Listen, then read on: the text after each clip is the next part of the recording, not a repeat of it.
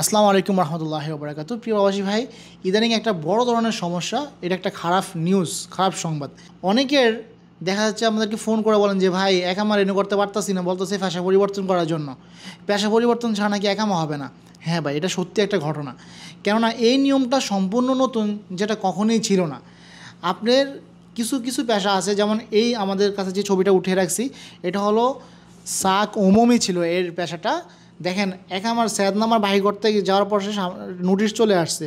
আমরা যখন নোটিশটা বাহির করলাম, দেখলাম যে এখানে বলতেছে যদি তুমি সৈয়দনামার বাহির করতে চাও তাহলে আগে পেশা পরিবর্তন করতে হবে। ঠিক আছে, তো আগে যদি পেশা পরিবর্তন করতে যাই, আমাকে আগে পেশা পরিবর্তন করতে হবে, তারপর আমি সৈয়দনামার বাহির করতে পারবো।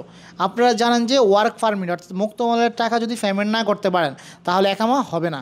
আর মুক্তমলের সৈয়দনামার বাহির করতে গেলে আগে পেশা পরিবর্তন করতে হবে। এরকম সমস্যাটা একেবারে সম্পূর্ণ একটি নতুন নিয়ম। প্রিয় ভাই, যাদের এই সমস্যা রয়েছে তারা অবশ্যই 1000 রিয়াল দিয়ে পেশা পরিবর্তন করবেন, তারপরে একামা করতে পারবেন, সৈয়দনামার বাহির করতে পারবেন। ভিডিওটা ভালো লাগলে শেয়ার করবেন, যেহেতু নতুন নিয়ম সবার জানার উচিত। আল্লাহ হাফেজ।